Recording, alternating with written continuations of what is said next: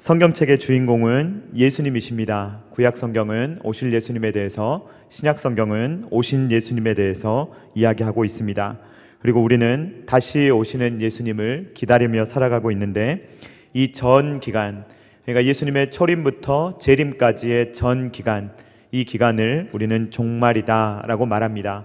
다시 오실 예수님을 기다리는 전 기간이 바로 종말 기간이며, 그것이 바로 말세다 라고 하는 것입니다. 신약시대의 백성들로부터 우리까지 모두 종말의 시간을 살아가고 있습니다.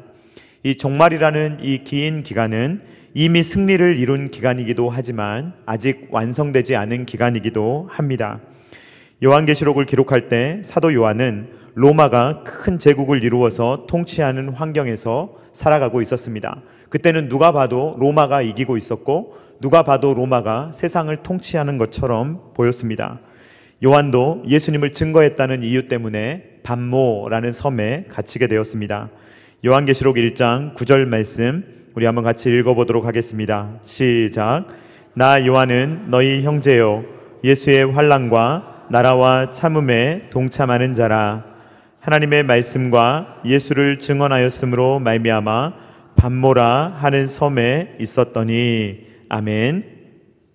이 사도 요한은 유배 중에 하나님의 계시의 말씀을 받게 되었습니다. 그리고 그 결과 요한계시록을 쓰게 되었습니다. 여러분, 사도 요한의 현실은 어떻습니까? 로마가 다 통치하고 있고 로마가 강제로 사도 요한을 반모라는 섬에 가두어 버렸습니다. 이것이 바로 사도 요한이 경험하고 있는 현재의 모습입니다. 그런데 하나님께서 요한의 눈을 열어주시고 지금 하늘에서 어떤 일이 벌어지고 있는지를 하나님께서 보여주십니다. 그러면서 천상의 모습을 보여주시면서 이 현재의 모습, 지금 황제가 통제하는 것 같고 로마가 다스리는 것 같고 돈과 권력 그리고 힘이 모든 것을 통치하는 것처럼 보이는 이 세상이지만, 사실 영적인 눈을 들어보면 하늘 보좌에 앉으신 하나님께서 여전히 통치하고 계시고 여전히 역사하고 계신다라는 것을 이 사도 요한에게 보여주셨던 것입니다. 그래서 이 성경에서는, 신약 성경에서는 보좌에 앉으신 하나님, 그리고 그 보좌 우편에 계시는 예수님에 대해서 많이 강조하곤 합니다. 로마서 8장 34절 말씀 같이 읽도록 하겠습니다. 시작. 누가 정죄하리요? 죽으실 뿐 아니라 다시 살아나신 이는 그리스도 예수시니 그는 하나님 우편에 계신 자요 우리를 위하여 간구하시는 자시니라. 아멘. 하나님 우편에 계셔서 통치하고 계신다. 하나님께서 하늘 보좌에서 통치하시고 예수님이 그 우편에 계신다라고 이야기하고 있습니다. 한 구절 더 살펴보겠습니다. 히브리서 10장 12절 말씀 같이 읽겠습니다. 시작. 오직 그리스도는 죄를 위하여 한 영원한 제사를 드리시고 하나님 우편에 앉으사. 아멘.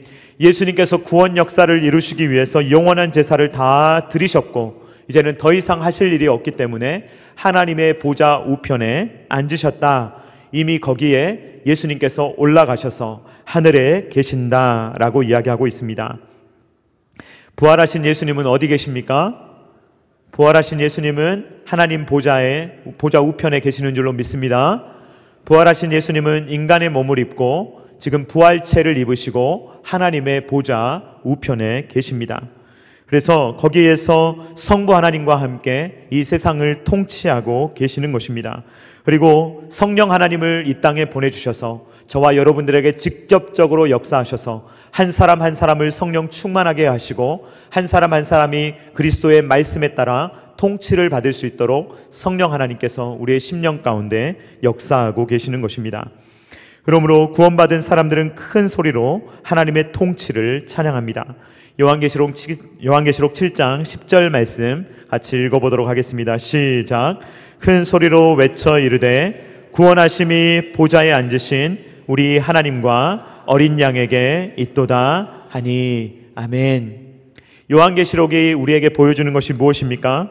이 세상을 다스리는 세력은 로마, 황제, 군대, 돈 이런 것들이 아니라 하나님이시라는 것입니다. 지금 이 땅을 통치하고 있는 위정자들, 대통령들 혹은 어떤 권력을 장악한 자들, 기업인들, 그런 사람들이 지금 세상을 다스리고 있는 것처럼 보이지만 사실 그들이 세상을 다스리고 있는 것이 아니라 보좌에 앉으신 우리 하나님과 어린 양께서 이 세상을 여전히 통치하고 계신다. 그리고 이 세상을 주님께서 이끌고 계신다라는 것을 우리에게 보여주시는 것입니다. 초대교회뿐만 아니라 지금까지 여전히 하나님께서 통치하고 계심을 사도 요한은 영적인 눈으로 보았고, 오늘날 살아가는 우리도 영적인 눈으로 하나님의 통치를 보며 살아가야 된다라는 것을 이 요한계시록이 우리에게 주고 있는 것입니다. 그러므로 영적 비전을 가지고 하나님을 바라보라는 것이 바로 이 요한계시록의 메시지라고 할 수가 있습니다. 역사학자들은 1세기, 2세기 그 시기 BC 27년으로부터 AD 180년까지의 기간, 약 200년 정도의 기간을 팍스 로마나라고 부릅니다. 팍스 로마나라는 뜻은 로마의 평화라는 뜻입니다. 이때는 로마가 워낙 이룩한 평화가 강력했기 때문에 이 로마를 대항할 수 있는 세력이 없었습니다. 그러므로 로마가 너무 평화롭다라고 하여서 팍스 로마나라는 표현을 사용했습니다. 그런데 여러분 생각해 보십시오. 이 로마 사람들이 누리는 평화가 있습니다. 그러나 모든 사람이 평화롭습니까? 아닙니다. 로마가 평화로우면 평화로울수록 로마의 통치를 받고 있는 나라들은 죽을 지경입니다. 로마 사람들이 배가 부르면 부를수록 착취를 당하고 있는 나라들은 더욱더 배가 고픕니다. 무서워서 반항을 못하는 것이지, 이 로마 때문에 정말로 힘들어하며 죽을 것 같은 삶을 사는 사람들이 많습니다. 로마 사람들은 편하게 누워있지만 그 옆에서 섬기는 종들, 노예들은 다 다른 나라에서 속국으로 잡혀온 사람들입니다. 그러니까 이 로마의 평화라는 것은 가짜 평화입니다. 그것은 진짜 평화가 아니고 다른 사람들의 것을 빼앗고 착취해서 그들을 괴롭히고 그들의 생명을 빼앗고 재산을 빼앗아서 이룩한 가짜 평화입니다. 그래서 이 평화는 공짜로 주어진 것이 아니라 로마가 획득한 것이며, 그들이 그것들을 다른 사람들의 수많은 피와 눈물을 빼앗아서 그들이 이룩한 평화가 바로 로마의 평화다라고 말할 수가 있는 것입니다. 그러나 우리가 잘 알다시피 팍스 로마나, 이 로마의 평화는 오래가지 못했습니다. 로마는 마치 영원히 갈 것 같았지만 그 평화는 고작 200년 갔으며, 로마는 나중에 동로마와 서로마가 나뉘게 되고 서로마 제국은 476년에 먼저 멸망해버리고 맙니다. 그 뒤로 동로마 제국이 계속 이어지지만 1453년에 결국은 망하게 됩니다. 그러니까 로마라는 나라가 굉장히 강력한 제국을 이룩한 것은 맞지만 그 제국이 이룩한 평화, 그 가짜 평화, 그것은 오래가지 못했고 결국은 로마도 다 망해버렸다라는 것을 우리는 역사를 통해서 확인할 수가 있게 됩니다. 그러나 사도 요한은 이 로마의 유한한 평화, 로마가 이룩한 이 잠깐 동안 이루어지는 가짜 평화를 본 것이 아니라 이 사도 요한은 영원한 평화, 하나님이 이루시는 영원한 하나님의 나라로서 이루어지는 평화, 이것을 보게 되는 것입니다. 그런데 사도 요한이 눈을 들어서 그 하나님의 보좌와 그 영원한 나라를 보는데 그곳에서 아름다운 찬양이 막 울려 퍼집니다. 거기에는 구원받은 무리들, 즉 교회를 상징하는 14만 4천 명의 무리가 찬양을 합니다. 이것은 요한계시록 5장 9절과 10절 말씀의 비전이 성취된 것으로 보입니다. 요한계시록 5장 9절과 10절 말씀 같이 읽어보도록 하겠습니다. 시작. 그들이 새 노래를 불러 이르되 두루마리를 가지시고 그 임봉을 떼기에 합당하시도다. 일찍이 죽임을 당하사 각 족속과 방언과 백성과 나라 가운데에서 사람들을 피로 사서 하나님께 드리시고 그들로 우리 하나님 앞에서 나라와 제사장들을 삼으셨으니 그들이 땅에서 왕 노릇 하리로다 하더라. 아멘. 각 나라와 족속과 백성과 방언, 이 사람들이 모여서 14만 4천 명의 무리, 곧 셀 수 없는 하나님의 구원받은 백성들의 무리를 이루고 이들이 하나님의 구원을 막 찬양하는 이러한 노래가 울려 퍼지고 있는 것을 사도 요한은 듣게 됩니다. 사도 요한은 지금 유한한 팍스 로마나, 그러니까 가짜 평화에서 살아가고 있습니다. 많은 사람들이 로마의 황제를 칭송하지만 사실 가짜 칭송입니다. 그 황제를 존경하지도 않으면서 그 황제를 존경하는 척 그러한 폼만 재고 있는 것입니다. 그런데 그러한 것이 아니라 사도 요한은 영원한 하나님의 나라, 영원한 팍스 천국, 천국의 평화를 보는 것입니다. 비록 현실은 시끄럽고 부조리합니다. 요한계시록이 묘사하는 현실, 그 현실은 교회가 평화롭지 않고 계속 전투해야 되는 교회, 계속 싸워야 되는 교회, 방심할 수 없는 그러한 교회의 모습을 사도 요한은 봅니다. 그러나 미래의 모습, 장차 이루어질 완성된 모습을 보면 하나님께서 완벽한 평화를 이루어 주시고 그곳에서는 영원히 찬양이 울려 퍼지게 되는 것입니다. 그러므로 사도 요한은 지금 반모 섬에 있습니다. 핍박당하고 있습니다. 괴롭습니다. 자유도 없습니다. 그런데 이 사도 요한은 이 요한계시록을 통하여서 영적인 눈을 가지고 하나님께서 이루실 그 영원한 평화를 바라보며 마음속에 하늘 위로를 받았던 것입니다. 이 요한계시록을 읽을 때 우리가 동영상에서도 살펴보았듯이 이 요한계시록이 가지고 있는 어떤 요소 때문에 우리가 가지고 있는 오해들이 있습니다. 그 오해는 무엇입니까? 요한계시록이 자꾸 어렵다라고 생각하게 하는 것입니다. 신천지를 비롯한 이단들, 이들이 교회를 분명히 병들게 하고 분명히 고통스럽게 합니다. 그들은 믿지 않는 사람들은 놔두고 자꾸 교회 다니는 사람들을 타겟으로 합니다. 이들은 교회를 병들게 하고 괴롭게 합니다. 그런데 이 이단들이 하는 어떤 좋은 역할이 있습니다. 좋은 역할이라고 하긴 어렵겠지만 그들이 하는 그 악한 활동 때문에 교회가 더 정신을 차리게 되는 것입니다. 정통교회들은 이단들 때문에 더욱더 면역력이 강해져 왔습니다. 이단들이 공격할 때마다 이전에 공격받지 않았던 어떤 면들을 공격당하거든요. 그런데 그때마다 교회는 그것을 이겨내고 더 강해졌습니다. 아프지만 다시 면역력이 더 활성화되고 이제는 병들을 이겨내는 그러한 강력한 체력을 교회들이 갖추게 되는 것입니다. 예를 들어서 정통교회들은 일반적으로 요한계시록을 잘 설교하지 않았습니다. 요한계시록을 설교할 때에도 소아시아 지역의 7교회에 대한 내용만 설교를 한다거나 아니면 맨 마지막 장에 있는 예수님께서 다시 오실 것이다, 그 내용만 설교를 하고 그 중간에 있는 내용들에 대해서는 거의 설교하지 않았던 것이 정통교회의 모습이었습니다. 그런데 워낙 이단들이 요한계시록을 가지고 장난치며 요한계시록을 이리 자르고 저리 잘라 자기들 마음대로 자기들의 교주를 높이고 자기들의 교리를 정당화하는 데 사용하기 때문에 많은 정통교회 신학자들과 목사님들이 요한계시록을 연구하기 시작했고 설교하기 시작하여서 오늘날에는 가히 요한계시록이 굉장히 풍성한 연구가 오늘날 이루어지며 말씀이 선포되고 있는 시대를 우리는 살아가고 있는 것입니다. 저도 마찬가지입니다. 저도 내년에 이제 1년 동안 요한계시록을 쭉 설교해 가려고 합니다. 종말 신앙으로 승리하는 교회라는 표어를 가지고 내년에 요한계시록을 설교하며 우리가 요한계시록을 어떻게 해석하고 또 요한계시록의 내용들을 어떻게 받아들여야 하는가, 그리고 요한계시록을 통해서 어떤 유익을 얻어야 되는가라는 것을 살펴보려고 합니다. 악한 이단들은 요한계시록을 사용합니다. 악용합니다. 오용합니다. 그러나 우리는 다시 요한계시록을 찾아와야 합니다. 이단들이 사용하니까 우리는 무서워서 손대지 못해 라고 말하는 것이 아니라 이 요한계시록을 다시 뺏어와서 우리가 요한계시록을 올바로 이해하고 분별력 있게 생각하며 분별력 있는 이야기를 할 수 있는 실력을 갖추어야 하는 것입니다. 요한계시록을 잘 이해하기 위해서 우리가 선행해야 되는 작업들이 있는데 그 중에 하나는 먼저 요한계시록에 대한 오해를 먼저 푸는 것입니다. 요한계시록에 대한 큰 오해들 중에 두 가지는 첫 번째 어렵다, 두 번째 무섭다입니다. 그러나 요한계시록은 어렵지도 않고 무섭지도 않습니다. 먼저 요한계시록은 이 요한계시록이라는 이름 자체에 들어있는데 이것이 계시다라는 것을 우리는 기억해야 합니다. 요한계시록 1장 1절 말씀 같이 읽도록 하겠습니다. 시작. 예수 그리스도의 계시라.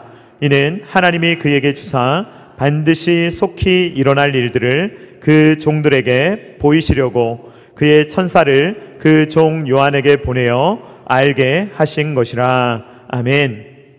영상에서도 충분히 설명이 되었지만 계시라는 것은 열어서 보여준다는 뜻입니다.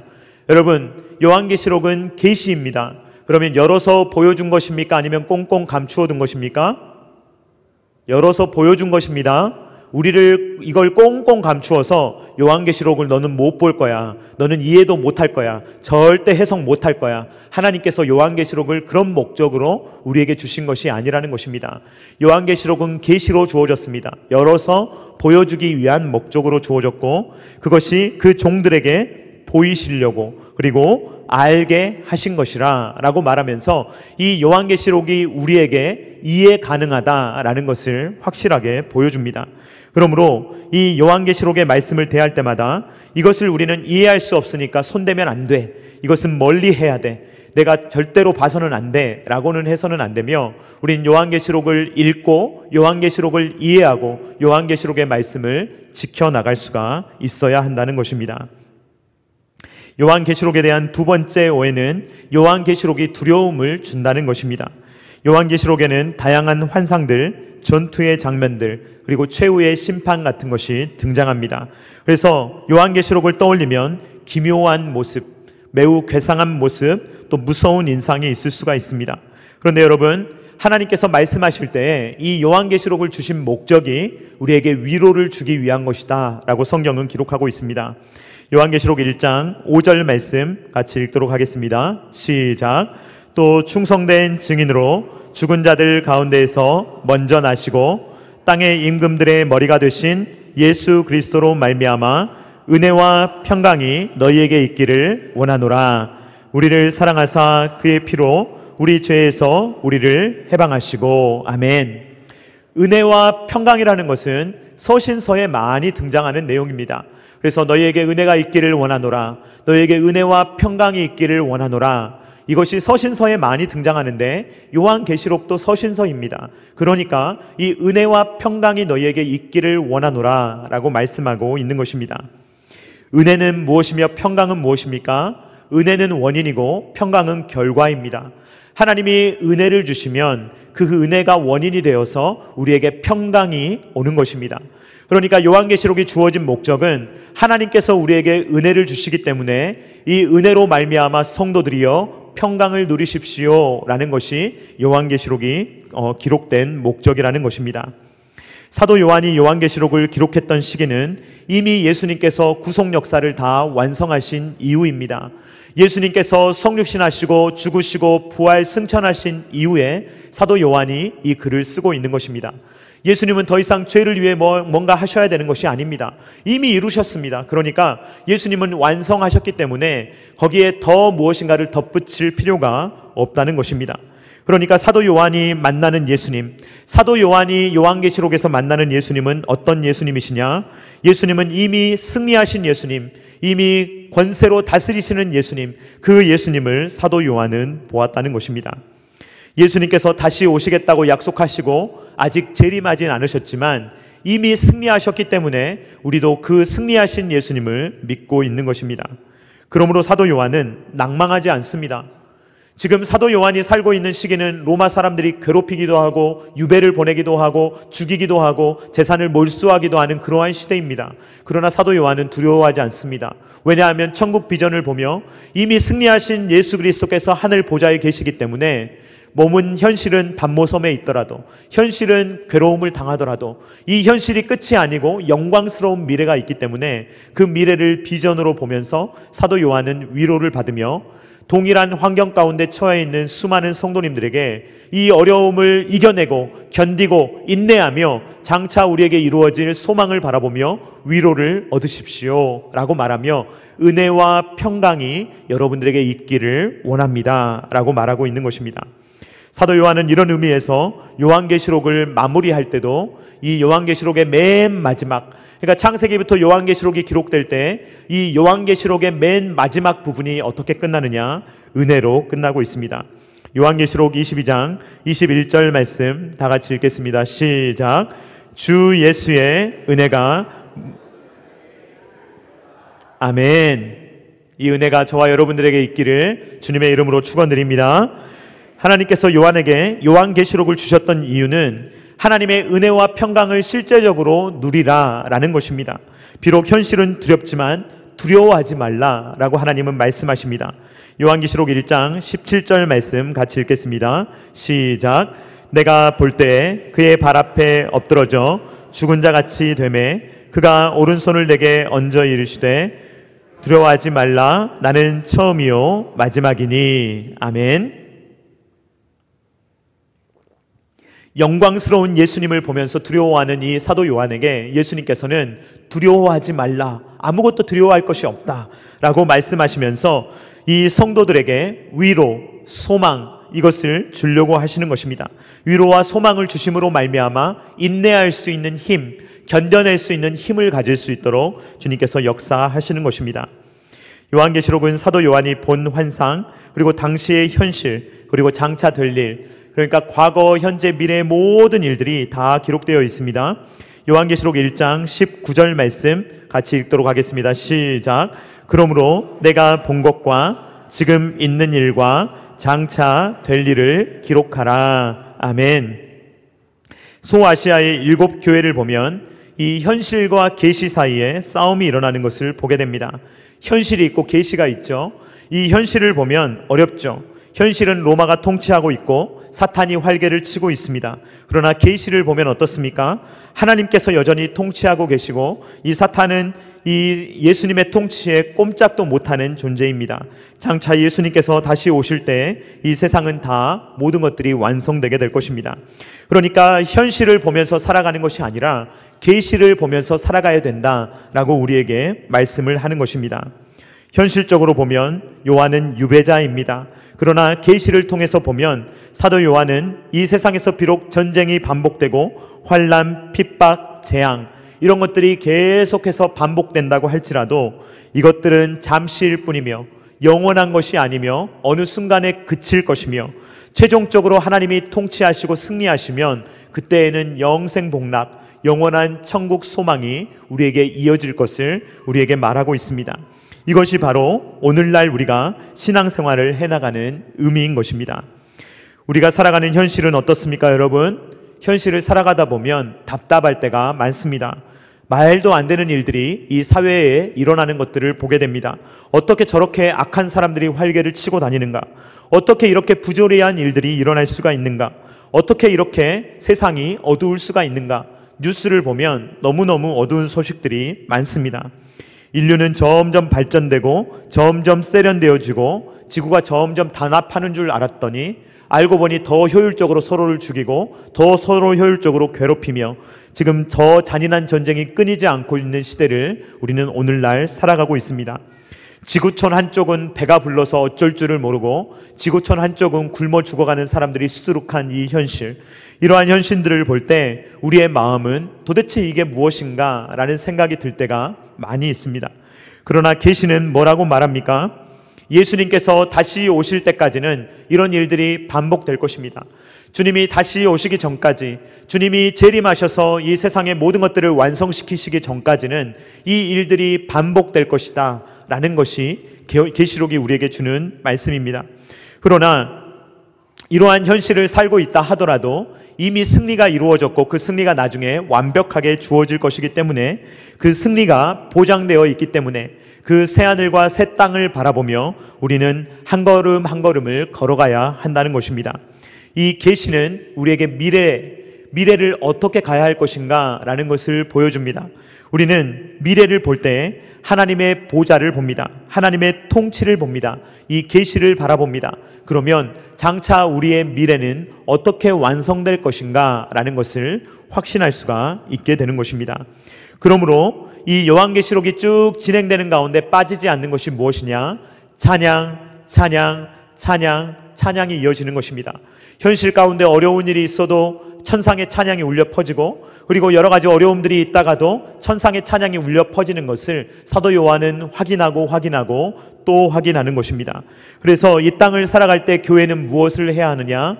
하나님을 찬양해야 될 줄로 믿습니다. 우리의 현실이 어떻다 하더라도, 우리의 현실이 아무리 어렵다 하더라도 하나님께서 우리에게 찬양하도록 하시는 것입니다. 찬양은 언제 흘러나옵니까? 우리가 하늘 보좌를 볼 때, 하늘의 비전을 볼 때 우리는 하나님께 찬양을 올려드릴 수가 있는 것입니다. 저는 이제 이혜순 집사님께서 함께 신앙생활 하시다가 소천하신 것이 상당히 저한테는 좀 충격이었던 것 같아요. 그래서 제가 이제 담임 목사가 되고 우리 교회에서 함께 신앙생활하던 성도님께서 소천하신 일은 처음이니까요. 아마도 그 일이 저한테는 상당히 마음에 어려움이 있었던 것 같아요. 그래서 제가 이제 쭉 지난주를 한번 돌아보니까 이상하게 집중이 안 되고 무슨 일을 하기가 굉장히 어렵더라고요. 제가 생각해 보니까 아마도 집사님을 보내면서 마음속에 여러 감정이 있었던 것 같아요. 그런데 제가 말씀을 준비하면서 어떤 생각이 들었냐면, 지금 이예순 집사님이 더 행복한 모습으로 계시겠습니까? 아니면 우리가 더 행복한 모습으로 있겠습니까? 집사님은 지금 하나님 품에 안겨가지고 얼마나 아름답게 찬양하고 계시겠어요. 아픔도 없죠, 고통도 없죠. 거기에서 영원토록 하실 일은요, 찬양이에요. 그러니까 제가 별걸 다 걱정했더라고요. 제가 집사님 걱정해 드릴 게 아닌데 집사님 걱정할 게 아니잖아요. 이제 집사님은요, 이 영광스러움을 누리고 계세요. 그러니까 우리도 이 지상에서 우리가 해야 될 일은 무엇이냐면, 하나님의 품에 안겨서 영원히 찬양하게 될 그 날을 바라보면서 우리 교회도 찬양을 잃지 말아야 될 줄로 믿습니다. 그것은 우리에게 약속된 승리가 있기 때문입니다. 주님께서 우리에게 언약을 주셨고 그 언약은 다 성취되었으며 앞으로도 성취될 것이 너무나도 분명하기 때문에 그 언약을 붙들며 일평생을 살아갈 때 우리의 입술 가운데 늘 찬양하며 주님을 높이며 살아갈 수 있는 저와 사랑하는 성도님들 다 되실 수 있기를 주님의 이름으로 축원드립니다. 우리 다 같이 우리 보좌 앞에 모였네 함께 찬양하도록 하겠습니다.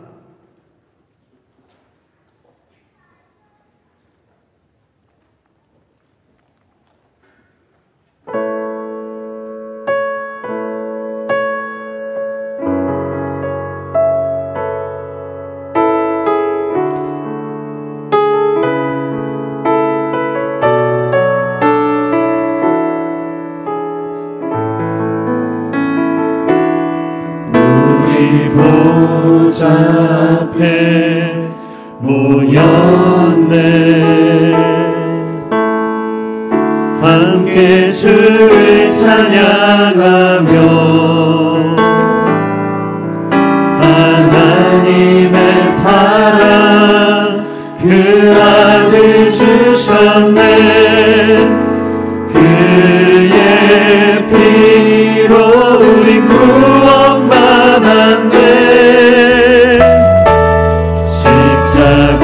십자가에서 쏟으신 그 사랑 강같이 온 땅에 흘러 나라와 족속 백성만 원해서 구원받고 주 경배드리네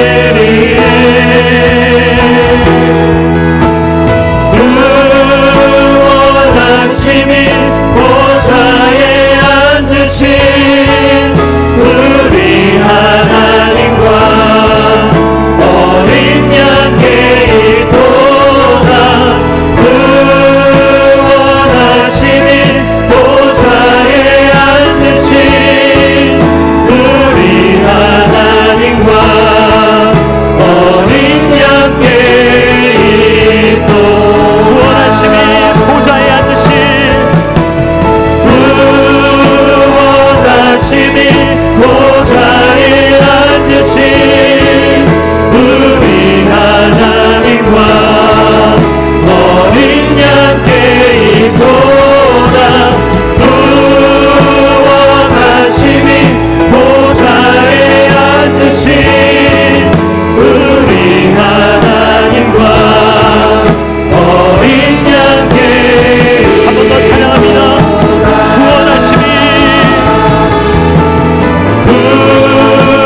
구원하심이 보좌에 앉으신 우리 하나님과 어린 양께 있도다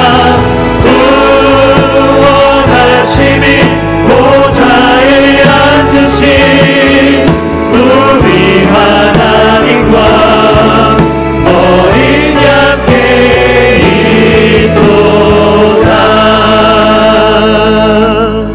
이 시간에 우리 같이 기도할 때 주님 우리가 현실을 바라보며 현실에 무너지거나 이 세상에 눈에 보이는 것들이 우리를 통치한다는 것을 우리가 받아들이지 않게 하시며, 하나님의 계시의 말씀, 그 천국 비전을 바라보며 하늘 보좌를 바라보며 하늘 보좌에 앉으신 하나님과 어린 양께서 통치하고 계심을 우리는 따르며 하늘 통치를 받으며 살아갈 수 있는 하늘의 자녀들이 될 수 있도록 주님 도와달라고 다 같이 주여 한번 외치고 기도하겠습니다. 주여.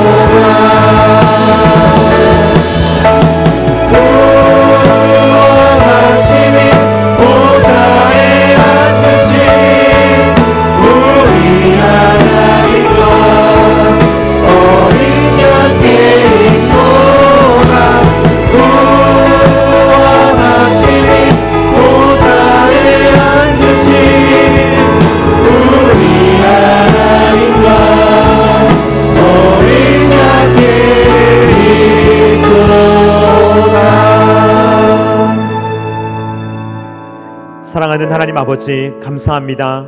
사도 요한에게 계시하여 주시고, 주님, 사도 요한은 비록 반모섬에 갇혀 있지만 주님, 그는 눈을 들어 하늘을 바라보게 하시고 주님, 그 영광스러운 찬양을 보며 하나님께서 하늘 보좌에서 다스리고 계시며 예수님께서 그 보좌 우편에서 통치하심을 사도 요한으로 보게 하시니 감사합니다.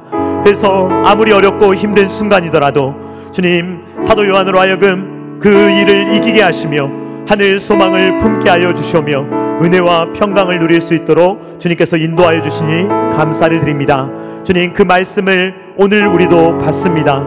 주님, 우리는 세상을 살아가다 보면 주님, 때로는 어려운 일을 당하기도 하고 주님, 여러 가지 압박을 당하기도 하며 괴롭기도 하고 도대체 이것이 무엇인가 라는 것이 잘 해결되지 않으며 때로는 우리의 마음이 너무나도 복잡하고 주님, 너무나도 심란하여서 주님, 우리의 심령이 무너질 때도 많지만 주님, 그럴 때마다 우리의 눈을 들어 하늘 비전을 바라보게 하시며 하나님의 보좌를 바라보게 하여 주시며 모든 것을 다 이루시고 주님, 하늘 보좌의 그 우편에 계시는 예수 그리스도를 바라보며 우리도 하나님을 찬양하며 하나님을 높이며 이 땅을 승리하며 살아갈 수 있도록 아버지 하나님 함께하여 주시옵소서. 이제는 우리를 위하여 십자가에서 모든 피를 쏟으시고 우리를 구원하신 예수 그리스도의 은혜와 사랑하는 아들을 아낌없이 내어주신 성부 하나님의 사랑하심과 성령 하나님의 감동, 감화, 역사, 교통하심이 모든 것을 이루시고 하늘 보좌 우편에서 우리를 통치하고 계시는 그 하늘 보좌와 예수님을 바라보며 이 땅의 현실은 여러 가지 어려움도 있지만 현실에 눌리는 것이 아니라 계시를 바라보며 하늘 비전을 바라보며 승리하며 살아가기를 원하는 사랑하는 모든 주의 자녀들의 머리 위에와 각 가정과 주님께서 피로 값주고 사신 첨단 계라시교회 위에와 조국과 세계 열방 가운데 이제로부터 영원토록 함께 있기를 간절히 축원하옵나이다. 아멘.